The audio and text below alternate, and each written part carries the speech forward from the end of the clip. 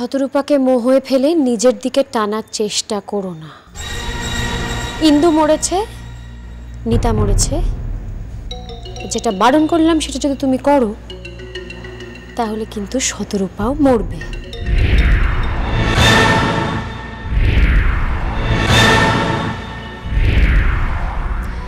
By the way, তোমাকে উদ্ধার করা ছাড়া আর কি কি আশ্বাস দিল শতরূপা?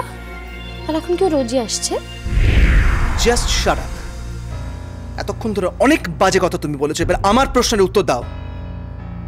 বান্টিকে কোথায় সরালে? বান্টি? বান্টিকে আমি কেন সরাবো? বান্টিকে সরিয়ে আমার কি লাভ? আমি তো বান্টিকে বলিনি আমায় মা বলে ডাকতে। বান্টিকে মা বলে ডাকতে বলেছে তোমার নতুন দিশা শতরূপা। কাজে আমার নিশ্চয়ই বান্টিকে সরিয়ে কোনো লাভ নেই।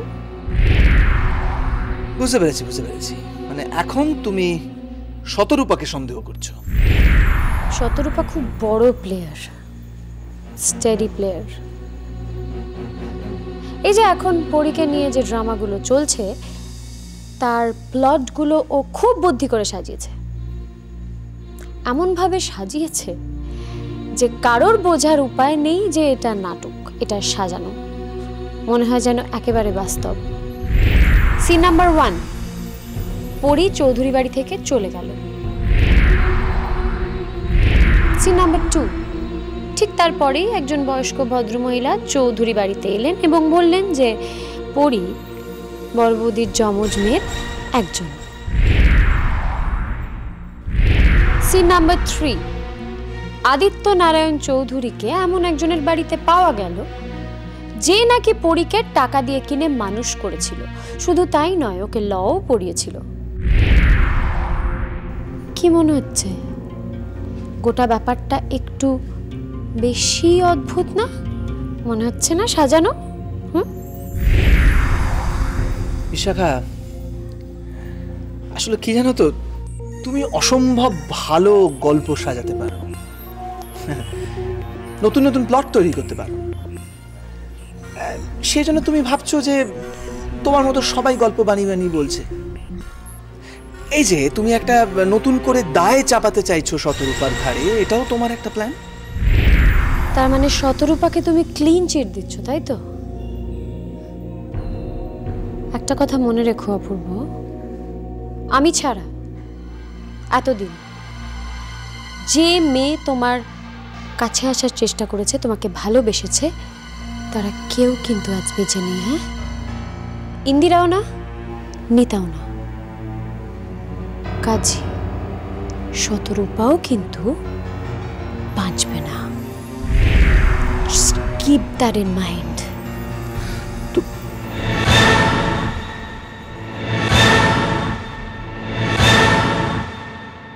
আমার মার কাছে নিয়ে চল, আমি আর এখানে থাকবো না।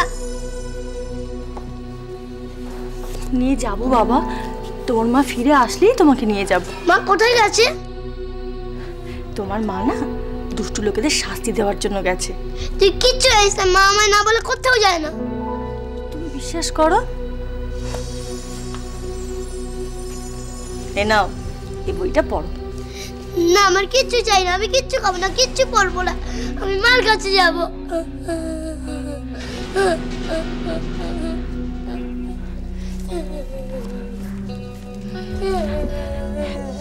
এত কান্নাকাটি কেন করছো? আমি মার কাছে যাব। আচ্ছা আমার মার কাছে নিয়ে চল। তোমার মা কত খেলনা দিয়েছে, কত বই দিয়েছে, এগুলো নিয়ে খেলো, তোমার মা ঠিক চলে আসবে। রোজ রোজ এক কথা বলছিস, মাকে এখন এলো না কেন? তোমার মা দুষ্টু লোকেদের শাস্তি না দিয়ে আসবে কি করে বলো? তাহলে আমার বাড়িতে আয় না রে। কি মুশকিল, তুমি তো বললে যে ফোনে বিশাখা 5 লাখ টাকা চেয়েছে বান্টির মুক্তিপণ হিসেবে। এখন তুমি বলছো যে বিশাখা এ কাজ করেনি। আমি কেন বলবো? আরে বাবা, রীতার সঙ্গে বিশাখার কথা হয়েছে। বিশাখা রীতাকে বলেছে কিডন্যাপিংয়ের ব্যাপারে সে কিচ্ছু জানে না, কিন্তু বিশ্বাস করো আমি বিশাখার গলা স্পষ্ট শুনেছি। তার মানে বিশাখা মিথ্যে কথা বলছে। বুঝতে পেরে গেছি যে এখন এর থেকে বেরিয়ে যা শক্ত, সেই জন্য সবটা অস্বীকার করবার চেষ্টা করছি।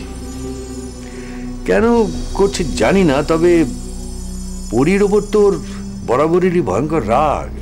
এ বাড়ির অনেক ক্ষতিও করতে চেয়েছে। এটা ওর একটা নতুন খেলা। জানি না, আমি আর ভাবতে পারছি না গো। চিন্তায় ভাবনা এবার আমি হয়তো অসুস্থ হয়ে পড়বো। এই বাড়িতে একটার পর একটা যা ঘটে যাচ্ছে তাতে তো চিন্তা হওয়ারই কথা। তবে বিশাখাকে আমি ছাড়বো না, ওর উচিত শাস্তি আমি দেব। জানো আমার কি মনে হয়, আমার মনে হচ্ছে ওই ইন্দুকে বিশাখাই খুন করেছে। হঠাৎ তোমার এতদিন পরে এই কথা মনে হচ্ছে কেন? অপূর্বকে পাওয়ার জন্যে বিশাখা করতে পারে না এমন কাজ নয়। আর এখন যা শুনতে পাচ্ছি আমি নিশ্চিত যে ওই ইন্দুকে খুন করেছে। ইন্দিরার খুনের মামলা তো আর কোর্টে উঠতে বেশি দেরি নেই। সেখানেই প্রমাণ হয়ে যাবে কে আমার ইন্দুকে এই পৃথিবী থেকে সরিয়ে দিয়েছে। ইন্দুর খুনির শাস্তি হলে আমি খুব শান্তি পাবো। আমার বিশ্বাস হবে। আদালত দোষীর যথাযথ বিচার করে তাকে শাস্তি দেবে। দেবী, বান্টি এই নাও, এই রংটা নাও। ইস কি সুন্দর। তোমার পছন্দ হয়েছে? হ্যাঁ, আচ্ছা তুই কি করে জানলি আমি এই রংটা ভালোবাসি? আমি তো জানি না সোনা যে এই রংটা তোমার এত পছন্দ। তাহলে আনলি কি করে? যে জানে এই রংটা তোমার খুব পছন্দ সেই আমাকে এই রংটা দিতে বলেছে। কে পরিমা? না বাবা, সে পরিমা নয়, সে অন্য আরেক মা। চাই না আমার রং পেন্সিল, যে দিয়েছে তাকে ফেরত দিয়ে দে। আমার পরিমাই চাই। ভাগ্যি তোকে আবার ফিরে পাবো এই আশাতেই কটা বছর বেঁচে আছি জানিস। ঈশ্বর আমাদের বুড়ো বুড়ির কষ্ট দেখে আদিত্যবাবুর সঙ্গে আমাদের যোগাযোগ করিয়ে দিয়েছিলেন। তাই তো তোকে আবার পেলাম। তোকে যে কত খুঁজেছি। আমিও তোমাদের অনেক খুঁজেছি, অনেক খুঁজেছি।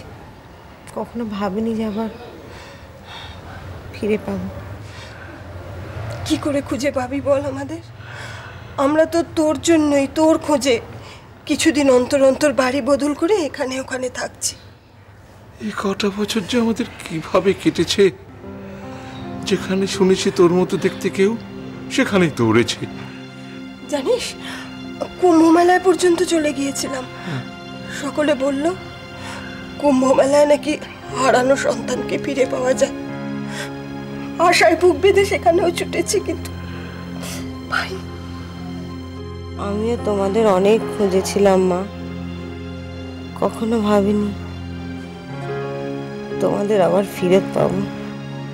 যখন জানতে পারলাম যে তোমরা আমার সত্যি মা বাবা নও, তখন আমার বেঁচে থাকার ইচ্ছেটাই চলে গেছে। এভাবে বলিস না, এভাবে বলিস না পরি। তোর সঙ্গে আমাদের রক্তের সম্পর্ক নেই ঠিকই, কিন্তু তুই তো আমাদের সব। হ্যাঁ, তোকে তো আমরা সন্তান স্নেহে মানুষ করে তুলেছি। ক্রিমিনালরা যেদিন তোকে তুলে নিয়ে গেল, ওই দিনটা আমাকে আর মনে করিও না বাবা। ওই সর্বনেশে দিনটা আমি জীবনে কখনো ভুলতে পারবো না। কিন্তু বিশ্বাস করো, আমি ভুলতে চাই। ওই নোংরা লোকগুলো নিয়ে গিয়ে আমাকে নরকের আগুনে জ্বালিয়ে দিয়েছিল। সব হারিয়ে ফেলেছিলাম আমি। আমার আর কিচ্ছু ছিল না। তারপর আমি চৌধুরী বাড়িতে গিয়ে দাঁড়াই। ওখানে মা, বাবা, ঠাম্মা, দাদু সব ফিরে পেলাম। আর তখন জানো মা, আমার আবার নতুন করে বাঁচার ইচ্ছে হলো। তুই কি জানতিস যে ওরা তোর আপন? আপন হবে কি করে বলো? আমি তো জানি ওরা আসলে আমার কেউ নয়, কিন্তু জানো বাবা মা, ওরা আমাকে আপন করে নিয়েছিল। সে কি তোকে ওরা কিছু বলেনি? কি বলবে ওরা? শোভনা, এখনো সব কথা থাক। ডাক্তারবাবু বেশি কথা বলতে বারণ করেছেন। তুমি তুমি এখন ফলটা খাও, খাও তো, খাও। তাড়াতাড়ি শরীরে জোর আনতে হবে তো। খাও খাও।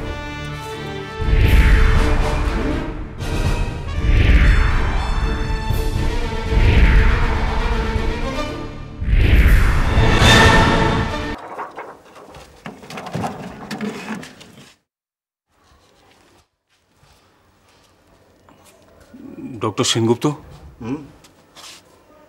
আরে মিস্টার চৌধুরী, হ্যাঁ বলুন। পুরী কেমন আছে আজ? অনেকটা বেটার, তবে পুরোপুরি সুস্থ নয়। এখনও কিন্তু রেস্ট্রিকশন চলবে। আসলে বুঝতেই তো পাচ্ছেন, একটা মেজর অপারেশন হয়েছে, তো যদি একটু এদিক ওদিক হয়ে যায়। না না, আপনি যেমন বলবেন ঠিক সেরকমই হবে। আমাদের দিক থেকে কোনো অসুবিধা নেই। দেখুন, ট্রিটমেন্ট পার্টটা তো আমরা দেখছি, কিন্তু পেশেন্ট পার্টি হিসেবে আপনাদের কিন্তু উচিত পেশেন্ট যাতে টোটালি রিল্যাক্স থাকে সেটা দেখা। এমন কিছু বলা বা করা উচিত নয় যাতে পেশেন্ট হঠাৎ করে উত্তেজিত হয়ে পড়ে। নিশ্চয়ই। পেশেন্ট কিন্তু উন্নতি করছে, কিন্তু তার মানে এই নয় সে বিপদসীমার বাইরে। ডক্টর বক্সি কিন্তু আমাদের একই কথা বলে গেছে যে আর কয়েকটা দিন না গেলে পেশেন্টকে নর্মাল বলা যাবে না। আসলে আসলে এই সময়টা খুব ক্রিটিক্যাল। একটু এদিক ওদিক হয়ে গেলেই হঠাৎ করে বিপদ বেড়ে যেতে পারে। আশা করি আপনারা আমাদের সাথে এ ব্যাপারে নিশ্চয়ই কোঅপারেট করবেন। অবশ্যই। পরি,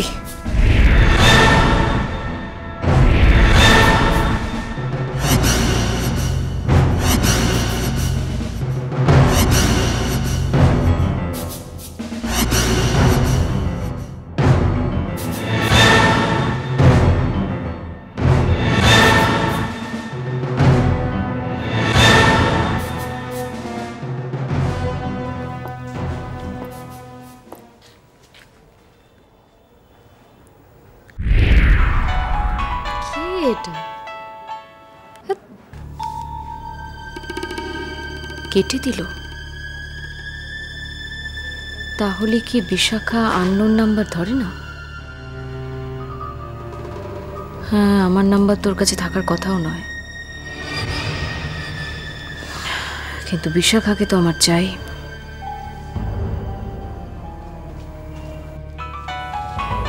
আরে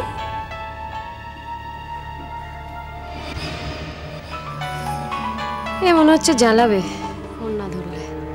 ধরি। হ্যালো, কে বলছেন আপনি? আপনি কি আননোন নাম্বার ধরেন না? আমি কি করি না করি আপনাকে কেন বলবো? আপনি কে? আমি শতরূপা দত্ত চৌধুরী। শতরূপা? কি ব্যাপার হঠাৎ? আমাকে কি দরকার? দরকার তো আছে, কারণ দরকার না থাকলে তো আপনাকে আমি ফোন করব না। আমার নাম্বার কোথায় পেয়েছেন? কেন, আপনার নাম্বার জোগাড় করাটা কি খুব মুশকিলের কিছু? আর তাছাড়া আপনি তো সেদিন বললেন আমি চেষ্টা করলে একদিনের মধ্যে সব কিছু করতে পারি, বলেননি? এনিওয়ে, শুনুন বিশাখা, আমি আপনার সঙ্গে 1:1 একটু বসতে চাই। আপনি চাইলেই আমি কেন বসবো? আমার সময় নেই। আছে আছে, সময় আছে, কারণ আমার সঙ্গে না বসলে আপনারই ক্ষতি। কি ক্ষতি হবে? খুব বেশি ক্ষতি না, আপনাকে একটু জেলে যেতে হবে। হোয়াট? আমি জেলে যাব? প্রথমত গুন্ডা লাগিয়ে পরীকে মার খাইয়েছেন, আর দ্বিতীয়ত বান্টির মুক্তিপণ বাবদ 5 লক্ষ টাকা দাবি। বাজে কথা, এর কোনোটাই আমি করিনি। চৌধুরী পরিবারের অন্তত 3 জন সাক্ষী দেবে যে আপনি টেলিফোনে হুমকি দিয়ে 5 লক্ষ টাকার দাবি করেছেন। দেখুন, আমাকে না এভাবে ফাঁসানো যাবে না। হ্যাঁ, ওয়েল, ফেসে তো আপনি গেছেনই, আর ফাঁসটা যাতে আরো টাইট হয়ে না বসে তার জন্য আমার সঙ্গে আপনার দেখা করতেই হবে। টাইম আর জায়গাটা আমি আপনাকে পরে জানিয়ে দেবো।